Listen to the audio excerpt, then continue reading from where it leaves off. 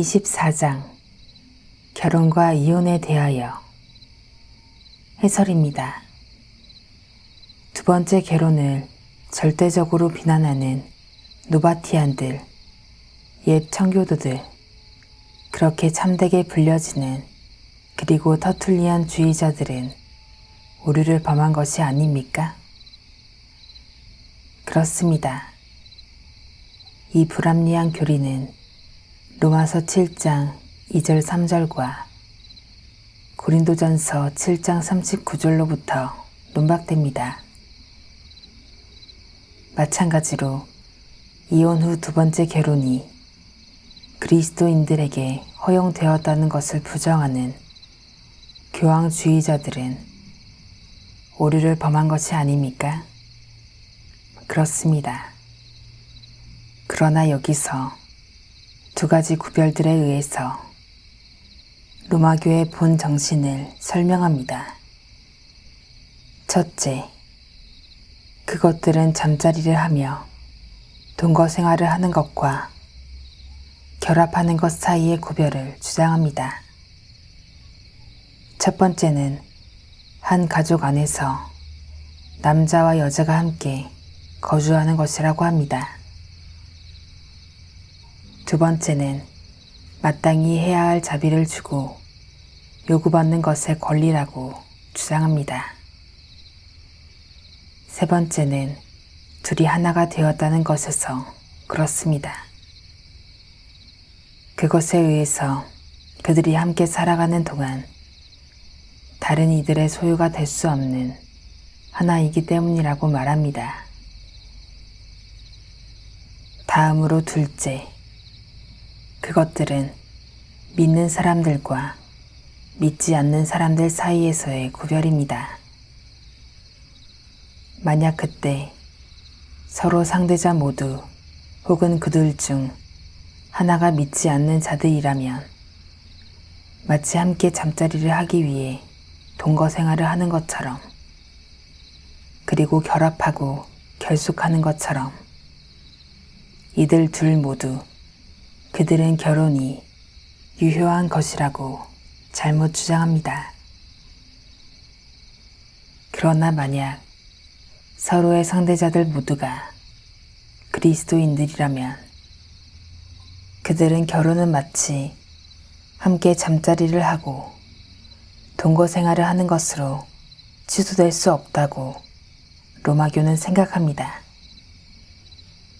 그러나 특별하게 만약 결혼이 세례 후에 재계약되는 경우 결합은 확실하게 서 있고 풀어놓을 수 있을 때까지 지속됩니다. 그러므로 이혼 후 두 번째 결혼은 그들 중 어떤 것에도 비합법적이다라고 잘못 주장합니다. 그러나 이것은 쉽게 논박됩니다. 첫 번째 이유는 그리스도께서 이혼 후에 결혼을 허락하셨기 때문입니다. 마태복음 5장 31절, 32절, 19장 9절. 여기서 그리스도는 말씀을 드러내심으로 음행한 영구 외에 아내를 버리고 또 다른 이와 결혼하는 사람을 금하셨습니다. 그러므로 그는 간음의 경우에 있어 그의 아내를 내어버리고 또 다른 여자와 결혼하는 남자를 혼인하도록 내버려 두셨습니다. 두 번째 이유는 사도는 혹 믿지 아니하는 자가 갈리거든 갈리게 하라. 형제나 자매나 이런 일에 구속받을 것이 없느니라고 말하기 때문입니다. 고린도전서 7장 15절.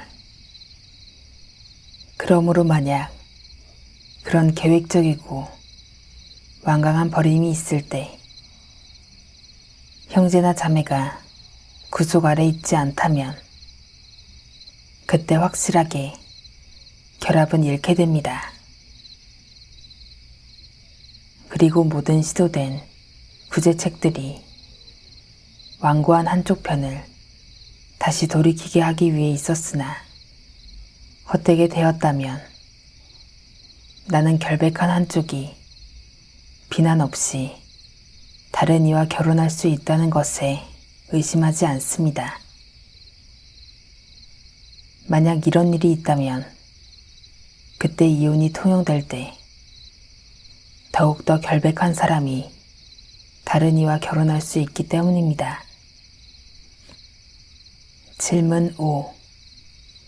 마치 교회나 국가 관원에 의해서 화해시켜줄 방법이 없는 간음 혹은 그런 고의로 배우자를 버리는 경우 외에 아무것도 결혼의 결합을 무효로 하는 충분한 원인이 되지 않습니까? 대답. 아무것도 없습니다. 마태복음 19장 8절 9절, 고린도전서 7장 15절, 마태복음 19장 6절. 그렇다면 한 남자가 자기 스스로 만족할 때 그의 아내를 버리는 것이 자유롭다고 주장하는 광신자들과 페밀리스트들은 오류를 범한 것이 아닙니까? 그렇습니다. 어떤 이유들로 그들이 논박됩니까? 첫 번째 이유는 이스라엘의 하나님께서 이혼하는 것을 미워하셨기 때문입니다. 말라기 2장 16절. 두 번째 이유는 누구든지 음행한 연고 없이 아내를 버리면 이는 저로 간음하게 함이라고 하시기 때문입니다. 마태복음 5장 32절. 세 번째 이유는 사도는 내가 아내에게 매었느냐 노이기를 구하지 말라고 말하기 때문입니다. 고린도전서 7장 27절. 마찬가지로 간음 그리고 고의적으로 배우자를 버리는 것보다 이혼에 다른 이유들이 있다고 주장하는 교황주의자들은 오류를 범한 것이 아닙니까? 그렇습니다. 그들은 첫째로 우리에게 약혼과 결혼을 완성하지 못한 자, 혹 신방을 꾸리지 못한 자는 취소될 수 있다고 우리에게 말합니다. 즉, 종신토록 독신으로 생활하는 수도원적인 서약에 따른 것을 말합니다.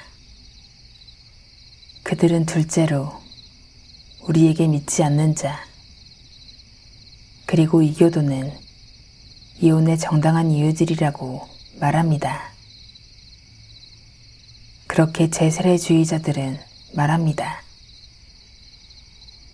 그리고 셋째로 그들은 혼인을 하기 위해 소원하여 저지른 살인이 이혼의 충분한 원인이라고 우리에게 말합니다. 마지막으로 냉담하고 영구적 허약자, 성적 불능자, 그리고 그와 같은 망상자들은 이혼의 원인이라고 말합니다. 어떤 이유들로 그들이 논박됩니까? 첫 번째 이유는 그리스도께서 하나님이 짝지어 주신 것을 사람이 나누지 못할지니라고 말씀하시기 때문입니다. 마태복음 19장 6절. 그러나 계획되고 제가된 결혼은 비록 완성되지 못했다라 하더라도 하나님에 의해서 결정된 것입니다. 그러므로 그것은 사람에 의해서 취소될 수 없습니다. 한 번 결혼한 어떤 사람이 수도사로 방향을 돌리려고 해서는 안 됩니다.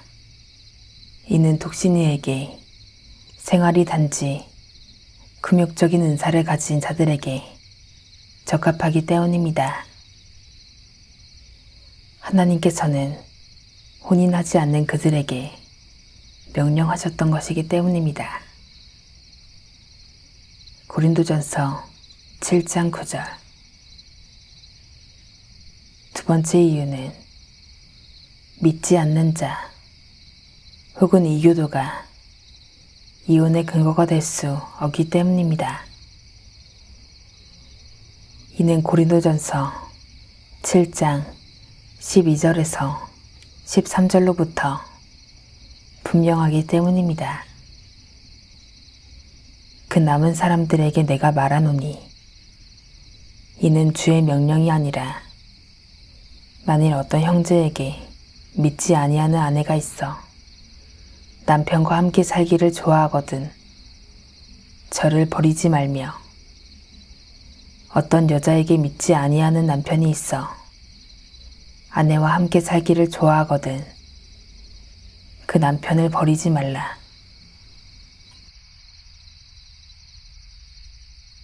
땅의